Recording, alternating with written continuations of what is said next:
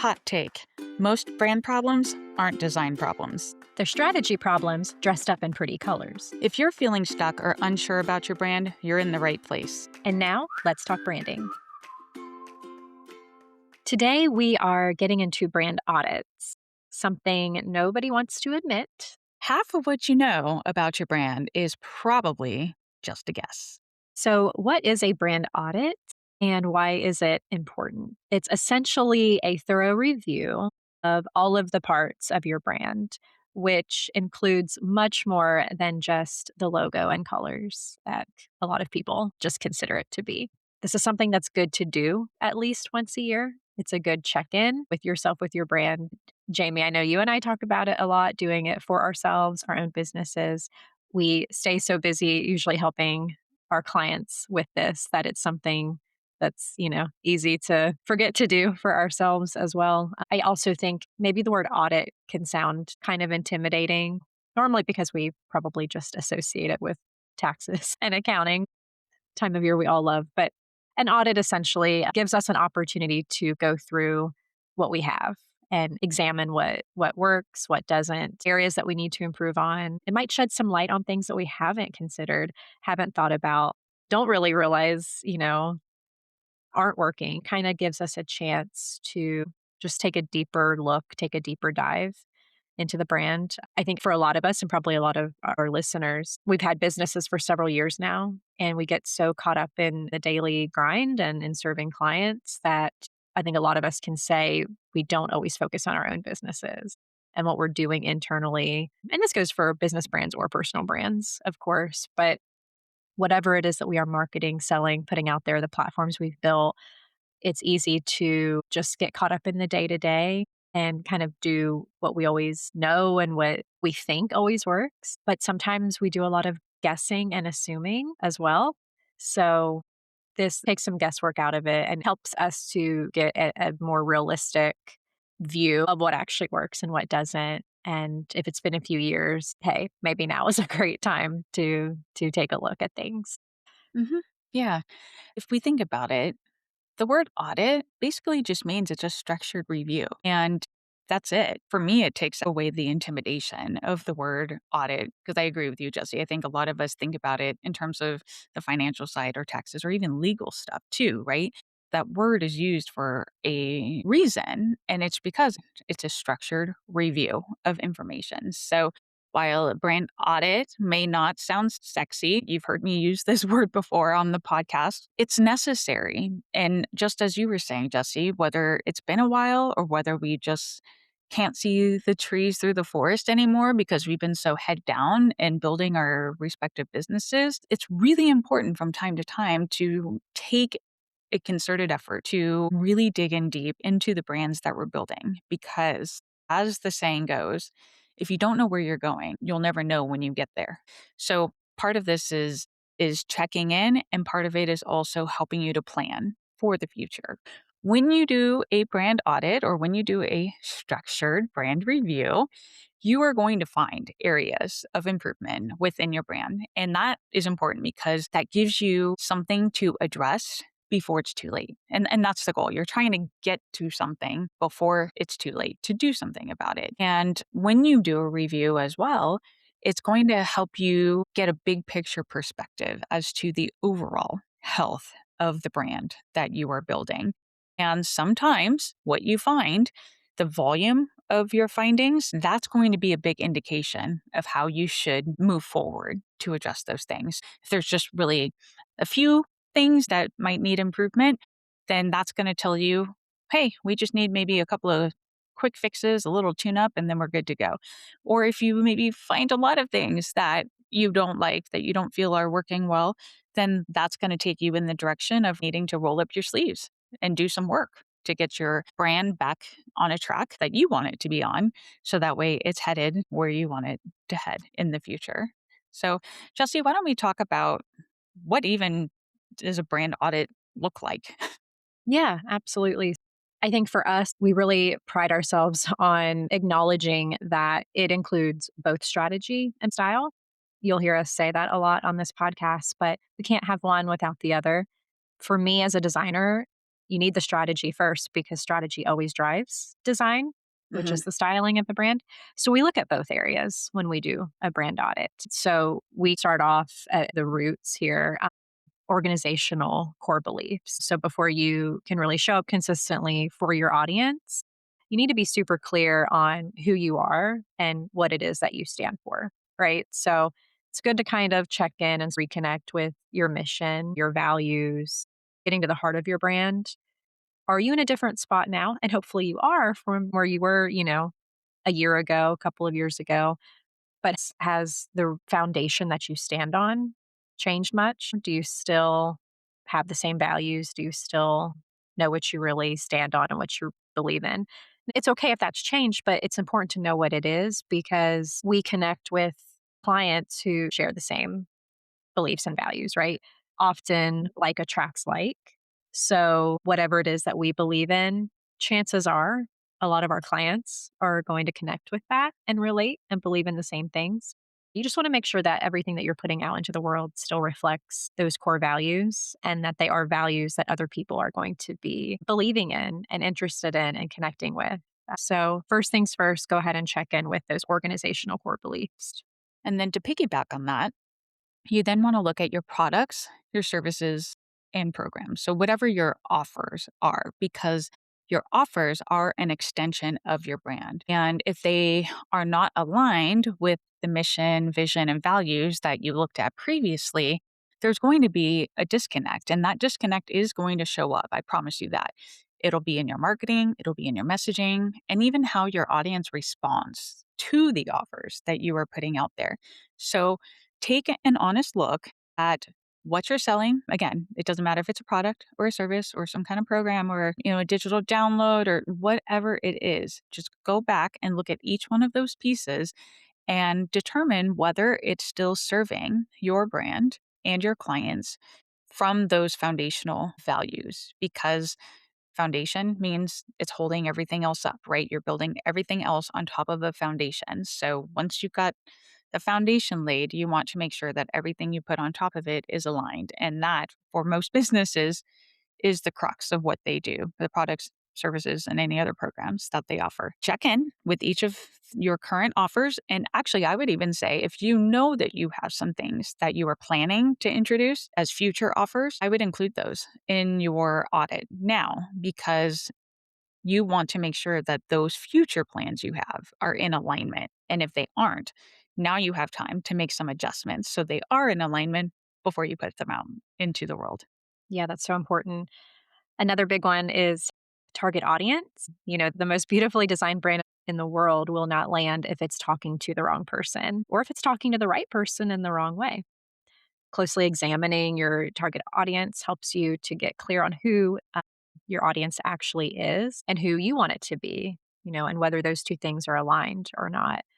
I do think as your business grows and as time goes on, sometimes it's easy for that target audience to change. You might start off working with a certain demographic. I kind of like to call it your client avatar, like who Mhm. is, if you could describe your client as just one single sort of person or identity, who are they? Where do they live? What do they do? What are their hobbies and interests? What's the age range, maybe? Mhm. What are they going through in life, right? Yes. And Yes. and do you fit in to where they're currently at in life? Yeah, I love that. I know probably just to use myself as a quick example, you can probably relate to this too, Jamie, but you start off in business and you sort of do everything for everyone and you kind of try to appeal to everyone, right? Because that's just the way that you build business and grow and make connections. And for me, I absolutely have great male clients here and there once in a while. I certainly don't turn them away, but I just tend to primarily connect with mostly female clients because I just work naturally with a lot of women owned businesses because I am one. So again, this even kind of goes back to sharing similar beliefs, values. When you're sort of walking the same path as a lot of your clients and you understand their journey and they understand yours, again, it just makes the whole experience so much better when you're partnering and working together. But knowing who they are, how you relate to them, where they are and where they're going. How do you help them get there? Might be Yes. another approach to take as well. It doesn't have to be super complicated. I think you just need to know in general who it is that you're speaking to. right? Like if you're putting out messaging, putting out Mhm. design, putting out programs that are falling on deaf ears because they're just not things that that audience is connecting with or relating to, it's just sort of a lost effort there. But for me, I know I'm talking to women owned businesses. I am one. So my messaging, what I'm saying, what I'm putting out there can very much relate to them. So whoever your audience is, men, women, both, Mhm. service based, product based, whatever it is, who they are, what they need, where they are. Just get really, really clear on that so that you are speaking to the right people. Yeah. And I'll piggyback just real quick, Jesse, on the target audience point. A pattern that I have noticed with a lot of my clients is they will do a deep dive into their target audience, usually at the beginning of building their brand. They will go through the exercise of figuring out the client avatar and just in the research it takes to really understand their audience. And then they leave it at that. They don't remember that your audience is going to change. As humans, we all change and evolve over time. So the same is true for your target audience. This is one of those don't set it and forget it type situations. You want to consistently be learning and growing alongside your target audience, but continue being interested in them. Just because you did a deep dive, maybe at some point in the past, 6 months, year ago, maybe a couple years ago, check in with them, do some research, have some conversations, host a focus group, do a survey. Keep checking in, keep your finger on the pulse of what your audience likes, ask them how things are resonating with them about your brand. Just stay in touch because things will change over time. But what I have seen is a lot of my clients are like, "Oh yeah, this is our person that we're going after," but it's based on information from a while ago. And that's one of the recommendations I always give my clients is, "How about we kind of redo this? Why don't we check in again? Let's do a new exploration of your target audience, see if anything has changed." And hint, things have evolved over time for their audience. So just Yeah. don't set it and forget it. Keep checking in, keep learning about them, and continue to do that as your brand evolves too. So Hmm. Yeah. And I think this just drives the point home why it's a good idea to do these audits at least once a year exactly. Yes. because, yeah, you want the growth and the evolvement and the change and all of that. That's how it should be. And like you said, keep a pulse on who these people are and where they are and how to reach them. So when you know your audience really well, then you should be able to know how to speak to them. You should know what to say so it resonates with them. And this is something, again, that I've often found lacking in my marketing work with clients where they're like, we're saying this thing, but we're not getting the clicks, we're not getting the outcomes that we're looking for. So then I always go, okay, well, have you checked in with them to see if that's what they want to hear? Or if that's even what they want to buy, or if that's what they need in their lives? And like, well, yeah, because we did this thing 4 years ago. No, we need to keep up on what your target audience wants because then you take that information and you use it to speak to them and connect with them. What this part is of your brand audit is looking at your brand positioning, your messaging, your voice, your tone. Messaging is really just kind of how your brand is speaking to the audience. It's your elevator pitch, it's the copy that's on your website, it's the captions you're writing for social media, it's even the social media platforms that you're on because you might adjust your captions depending on the platform itself. For email marketing, it's your subject lines that you're crafting to make sure that they get opened by your audience. Each of those pieces, do they sound like they're coming from the same brand? Do they all sound different because they're created in maybe silos a little bit? Just overall, is your messaging consistent? Is it inconsistent?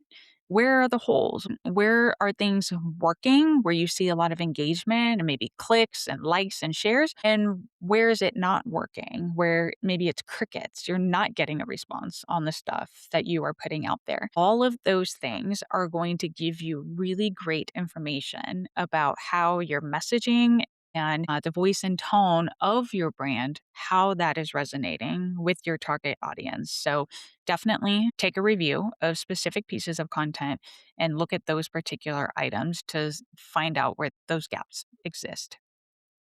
I've always heard voice is what you say, tone is how you say it, the mood and the emotion infused in there. Well, they're kind of 2 sides of the same coin, and actually, Josie, this is probably a whole podcast episode in and of Probably. itself.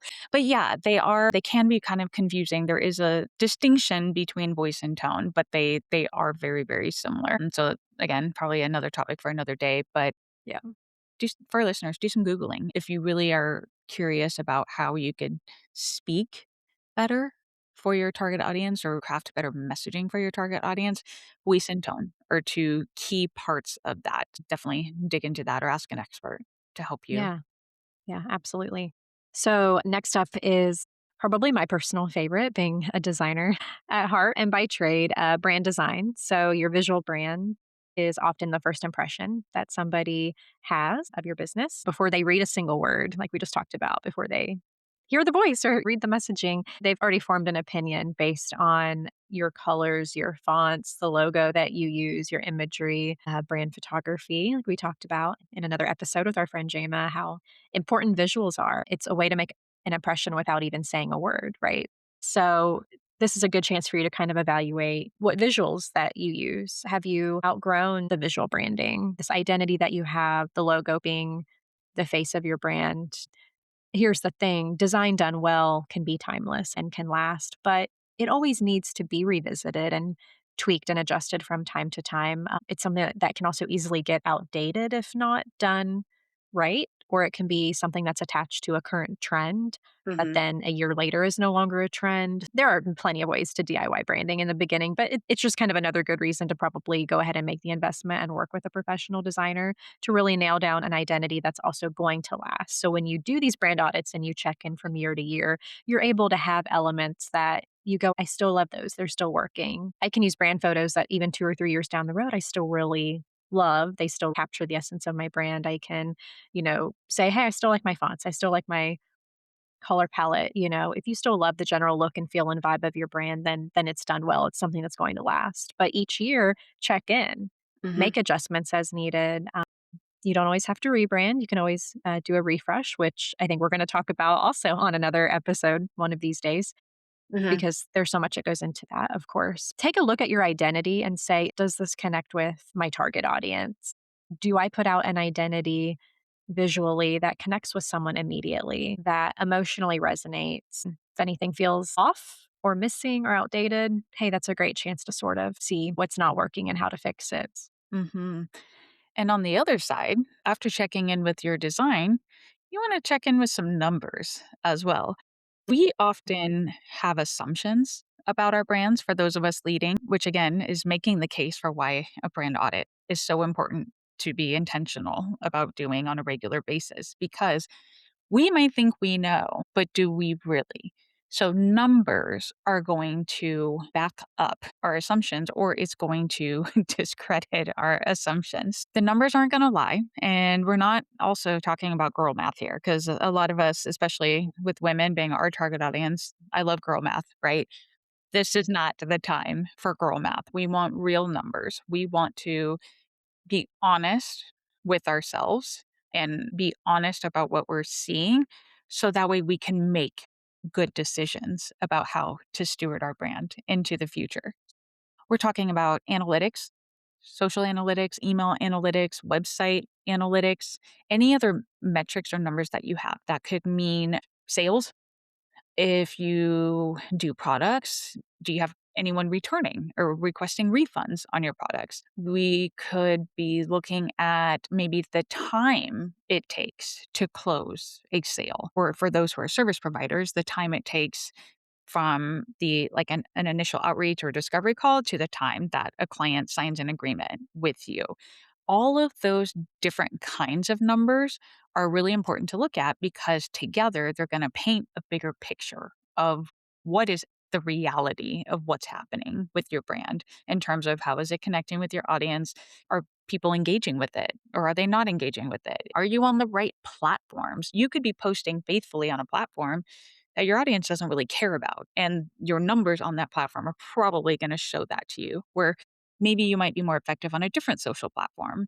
And again, the numbers will give you that more or less black and white view instead of just kind of leaning on our own assumptions or our own anecdotal experiences that might not be maybe as accurate as we think They are. So I highly recommend before committing to any specific changes in your brand, go see if you can find any data that will either validate your concerns or maybe help support ideas that you have for a change, or even, to be really brutally honest, to help show you what actually is not working well in your brand. Rip off the band aid and just take a hard look at those numbers because usually numbers don't lie.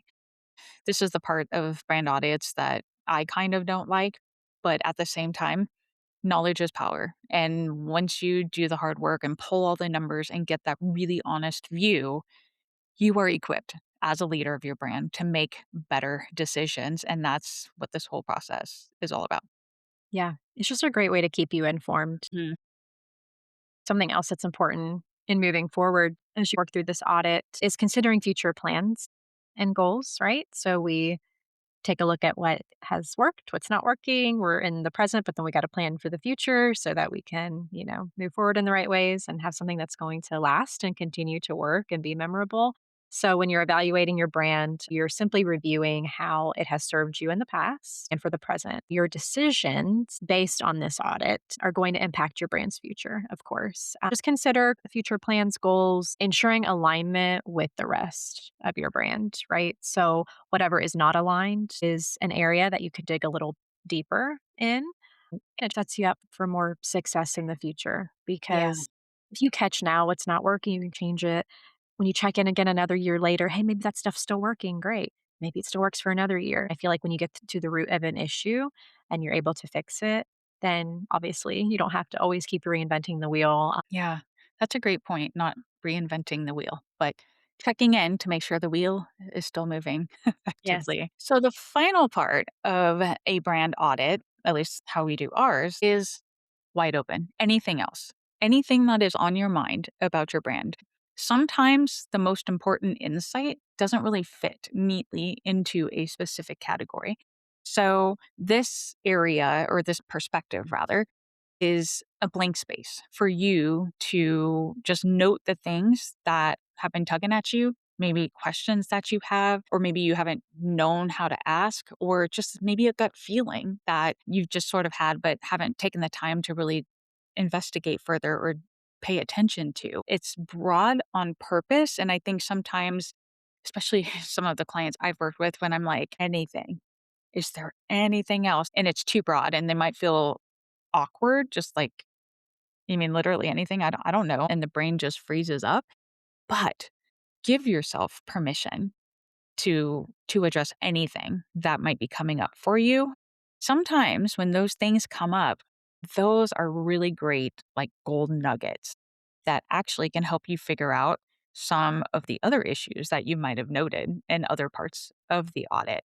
I was working with a client previously. We were doing a strategic review of their brand. And essentially the client came to me and she was like, "I don't know what I don't like, but something feels off. I want to hire you to help me figure out what doesn't sit right with me about this brand." Ultimately, we had several meetings and there was one meeting where I finally was like, "Can I just be honest with you? Here's what I see about your brand." And I was telling her my perspective. And then I made a statement, and I could see on Zoom her eyes got really big. And it was a pretty controversial statement where I had been questioning whether I should even be that honest with my client. And I saw her reaction. I thought, "Oh, I am so fired." But she was like, "Jamie, that's it. You hit the nail on the head." I couldn't put my finger on it, but that is exactly what the problem is. I'm glad I was honest with her. That I didn't get scared to do that. It was something that wasn't very obvious. Me bringing it up helped her go, "Yeah, I feel that way." I couldn't put words to it, but yes, you are so right. And then from there, we were off and running and we made some really great changes to their brand. And it feels so much better now. And they are having a lot of success with it. So it's kind of a broad example. I don't want to give too many specifics because it's confidential for that client. It could be anything. So don't pressure yourself to come up with something. If nothing is hitting you, if you don't have anything in your gut, and your spirit just isn't feeling like there's something else that feels off, then don't worry about it. But some of us do have those feelings and we can't quite put words on it. And that might be where you decide you want to talk to a designer because maybe there's just something you've got to dig a little deeper and figure out to and put words to it that will then help you make some good insight about your brand and some good decisions moving Yeah. forward. Yeah, and I think that speaks to the importance of a brand audit where this is where a breakthrough can Yeah, sometimes breakthrough. happen, you know? We've all been stuck on things for a while or had that thing lingering or can't put our finger on it or again, that feeling that just something is off, but sometimes it takes time to kind of dig deep and flesh it out. So just another reason and argument to maybe check in and do a brand audit like this once a year because you never know what might strike a chord or hit a nerve and you go, aha, and then you can make those changes as needed. Another step where we finalize these brand audits is taking a look at general brand management. What that means is basically if you don't want to take the time to do a full brand audit, like we're discussing in this episode, you can also divide that review into different sections. And what do they say? Eat the elephant a bite at a time. Hiring someone to help you navigate this process, just because we realize it can be really overwhelming and daunting. Even though the whole point of this podcast is to make branding not scary and much more approachable, an audit can be a lot to take on. So you might want to approach it in baby steps or with the help of a professional, getting some outside perspective there. And I know Jamie just mentioned like sometimes we kind of are able to take a step back and go, okay, after this audit, do we just need to refresh some things? Do we need to entirely, rebrand? And again, that can be a conversation for another day. But do you want to dive into that for just a second of like how you toggle between deciding which one you need to do, what direction you need to go in? Yeah.